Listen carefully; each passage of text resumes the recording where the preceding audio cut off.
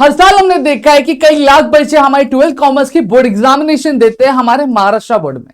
जब इस प्रिपरेशन की जब शुरुआत होती है अप्रैल के महीने में, तो हर एक बच्चे का माइंडसेट कुछ इसी तरीके से होता है कि भैया 10th स्टैंडर्ड की बोर्ड एग्जामिनेशन में तो मैंने एक दिन पहले भी चीजें कवर की थी और एक महीने पहले कवर करके मैंने अच्छा खासा परसेंटेज का मैंने हासिल कर लिया था। और यही सेम पैटर्न, यही सेम परंपरा मैं अभी भी निभाऊंगा। मैं 12th कॉमर्स की जर्नी में मैं यही चीज करूंगा कि जहां पर मैं इस महीने के साल के लास्ट एक महीने में जब बोर्ड एग्जामिनेशन शुरू होने में बाकी रहेंगे तब मैं पढ़ना शुरू करूंगा, यूट्यूब लाइव देखूंगा, एक महीने पहले देख लूंगा या फिर एक दिन पहले भी देख लूंगा, तो चीजें मेरी कंप्लीट हो जाएंगी और मैं आराम से अच्छा खासा परसेंटेज का निकाल लूंगा। लेकिन चीज है जब रिजल्ट आती है तो कुछ और ही देखने मिलता है। रिजल्ट आते ही हमें ये चीज देखने ये मिलती है कि जो रिजल्ट होता है वो हमें ये बताता है, जैसे 2025 में जो पासिंग परसेंटेज था सिर्फ 92.68% था।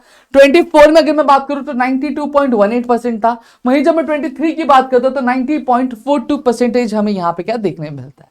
लेकिन अगर मैं बात करूं ऑन एन एवरेज की, तो 100 में से हर 9 से 10 बच्चा क्या होता है, फेल होता है 12th कॉमर्स की बोर्ड एग्जामिनेशन में। लेकिन वहीं में जब दूसरे हाथ पे मैं साइंस वालों की बात करता हूं तो साइंस वालों का जो पासिंग परसेंटेज होता है वो 97 होता है, 96 होता है, 97 पॉइंट समथिंग रहता है। ठीक है, ये कुछ इस तरीके के पासिंग परसेंटेज होते हैं। ठीक है, तो अब सवाल ये उठ के आता है, तो इसका मतलब क्या ये निकल कर आता है कि 12th कॉमर्स की जो एग्जामिनेशन है वो हार्ड होती है? क्या वो टफ होती है? क्या ये जो बोर्ड एग्जाम होता है ये बहुत ज्यादा डिफिकल्ट होता है? आज इन्हीं सभी चीजों का जवाब मैं आज की इस वीडियो में देने वाला हूं, तो इस वीडियो को मैं एंड तक बनी रहेगा। साथ ही साथ मुझे कमेंट सेक्शन में कमेंट करके जरूर ये बताइए कि आपका ड्रीम परसेंटेज क्या होने वाला है और क्या आप चाहते हैं कि इस 12th कॉमर्स की जर्नी में मैं आपकी प्रिपरेशन में हेल्प करूं, आपके लिए मैं कुछ बेसिक्स के क्या कोर्स बना के लेकर आऊं जिससे आपका जो बेसिक्स है वो क्या हो सके, वो स्ट्रांग हो सके। तो मुझे कमेंट सेक्शन में कमेंट करके जरूर बता देना। ठीक है, तो चलिए कि करके चीजों का खुलासा करते और 22 का तो रह गया 91.71% तने। ठीक है, कुछ इस तरीके से हमारी पूरी की पूरी पासिंग परसेंटेज हमें यहाँ पे देखने मिल जाती है। अब यहाँ पे जब हम आगे बढ़ते हैं तो हमें क्या देखने मिलता है, प्रदीप सर का कॉल है, बात करो। ठीक है, अब सबसे पहली चीज रियलिटी चेक दे देता हूं कि इतना परसेंटेज ड्रॉप होने का रीजन क्या होता है, वजह क्या होता है। देखो, सबसे पहली चीज अगर मैं बात करूं, अब एक चीज होती है साइंस और कॉमर्स वालों में। साइंस वालों में जब मैं बात करता हूं, देखो साइंस वालों में अगर मैं बात करूं जो उनकी इंटरनल एग्जामिनेशन होती है वो कितने मार्क्स की होती है, वो 30 मार्क्स की होती है। समझ में आ गया? और पासिंग हमारी कितनी है, 100 में से 35 पासिंग है, जो कि कंबाइंड रूल हम जब लगाते हैं रिटर्न और आपके इंटरनल मिला के, तो टोटल हमें 30 में से सिर्फ 5 मार्क्स और निकाला होता है साइंस वालों को क्या, पास होने के लिए। समझ में आ गया? और फिर वहीं पे अगर मैं बात करूं कॉमर्स वालों का जो इंटरनल होता है वो 20 मार्क्स का ही होता है। ठीक है, अब इनको पास होने के लिए कितना मार्क्स का निकालना पड़ता है, 15 मार्क्स हमें यहाँ पे निकालना पड़ता है अगर उनको पास होना है तो ये एक चीज हमें यहाँ पे हम मात खा जाते हैं। समझ में आ गया? अब दूसरी चीज मैं आपको यहाँ पे बताता हूँ, बच्चे क्या करते मालूम है क्या, वो अप्रैल का महीना बहुत ही ज्यादा रिलैक्स रहेंगे, बहुत ही ज्यादा चल रहेंगे, लेकिन जब वही आपके जैसे जैसे एग्जामिनेशन के नजदीक आने लगते, क्या हो गया, ठीक है, कैसे नजदीक आने लगते हैं तो कहीं ना कहीं अगर मैं बात करूं तो वो थोड़ा सीरियस होने लगते हैं। लेकिन अगर यही चीज आप स्टार्टिंग से ही करके रखो, स्टार्टिंग से ही पढ़ना शुरू कर लो, तो आपको ये सारी चीजों का सामना नहीं करना पड़ेगा। समझ में आ गया कि नहीं आ गया? तो पास होना बहुत बड़ी बात नहीं, आप पास बहुत आराम से हो सकता है अगर आप थोड़ी थोड़ी चीजें भी फॉलो करते हो। साल की शुरुआत से अगर आप दिन का 2-2 घंटा भी देते हो तो आप आराम से अच्छा खासा मार्क्स का निकाल सकते हो कॉमर्स में। और मैं एक श्योरिटी ये भी देख सकता हूं कि अगर आप मन लगा के पढ़ते हो तो 10th स्टैंडर्ड में जितना भी परसेंटेज आपने निकाला होगा उससे आप क्या रेस परसेंटेज करके भी क्या निकाल सकते हो। समझ में आ गया कि ना? या तो इस तरीके से पूरी की पूरी चीजें हमारे यहाँ पे क्या होती है। मैंने देखा है कई सारे बच्चे जो 10th स्टैंडर्ड में होते हैं वो 65 में रहते हैं। ठीक है, लेकिन वही जब वो 12th स्टैंडर्ड में जाते हैं तो 12th स्टैंडर्ड में 85 या फिर 89 तक भी क्रॉस किया है बच्चों ने।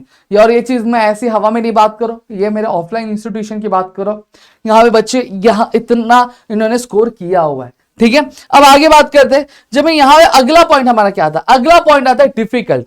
डिफिकल्ट नहीं होता, इसका जवाब मैंने ऑलरेडी दे दिया। डिफिकल्ट डिपेंड करता है। अब एक चीज है कि एक बच्चा है जो साल भर मेहनत कर रहा है, साल भर पढ़ाई कर रहा है, तो बड़ा ऑब्वियस सी बात है उसको डिफिकल्ट नहीं लगने वाला है। अब एक बच्चा है जो उसने साल भर मेहनत ही की नहीं, पढ़ाई नहीं किया, बस बोर्ड एग्जामिनेशन के 1 महीने पहले 10 दिन पहले वो उठाया, तो बड़ा ऑब्वियस बात उसको डिफिकल्ट लगने वाला। तो डिफिकल्ट जैसी चीज नहीं। और एक और चीज, नीचे व्हाट्सएप चैनल का लिंक दिया है, फटाफट ज्वाइन कर लो, जितने भी अपडेट्स होंगे, जितनी भी चीज होंगी वो वहीं पे आपको क्या देखने मिल जाएंगी। समझ में आ गया? तो यहाँ पे मैंने आपको पूरी की पूरी चीजें यहाँ पे आपको और एक और चीज, कुछ गोल्डन रूल्स में आपको बता दूं।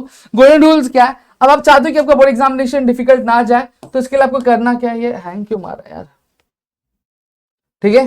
तो आपको क्या क्या करनी चाहिए सर, सबसे पहली चीज टारगेट बनाओ, डेली 2 से 3 घंटे का पढ़ने का, ठीक है। डेली से 2-3 घंटे आपको पढ़ना है।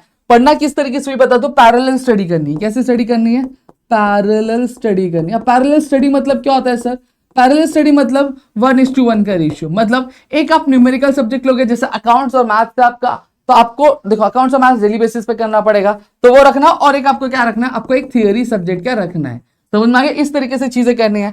फिर डेली बेसिस पे आपको प्रैक्टिस करना है। अकाउंट्स हो गया, अगर मैथमेटिक्स है, एसपी नहीं है मैथमेटिक्स से, तो आपको मैथमेटिक्स डेली बेसिस पे प्रैक्टिस करना है। थियरी को साइमल्टेनियसली बार बार रिवाइज करो। ऐसा नहीं कि आज पढ़ लिया तो 2-3 महीने बाद नहीं, आज पढ़ा है 2 दिन बाद वापस उठाओ, फिर 7 दिन बाद वापस उठाओ, फिर ऐसे करके कि आपको डेली रिवाइज क्या करते जाना है। फिर पीवाईक्यू सॉल्विंग भी आपको करनी है। लेकिन पीवाईक्यू अभी बहुत सारे बच्चे हैं जो पीवाईक्यू कर रहे हैं, अब भी पीवाईक्यू के पीछे मत जाओ। पीवाईक्यू आपको एट लास्ट जाना है, ठीक है। सबसे लास्ट आपको सॉल्व करना होता है जब आपका पूरा का पूरा सिलेबस कंप्लीट हो जाए। क्या आप चाहते हो कि मैं आपके लिए पूरा कंप्लीट प्लानिंग लेकर आपकी अप्रैल से लेकर तब तक की, तो प्लीज मुझे कमेंट सेक्शन में जरूर बताना, मैं आपके लिए वो भी वीडियो लेकर हाजिर रहूंगा। तो मेरे ख्याल से यहाँ पे पूरी की पूरी चीज आपको समझ में आ गई। स्टिल अगर और भी कोई डाउट है तो प्लीज मुझे कमेंट सेक्शन कमेंट करके बता देना। मिलते हैं अगले वीडियो में। जय हिंद दोस्तों।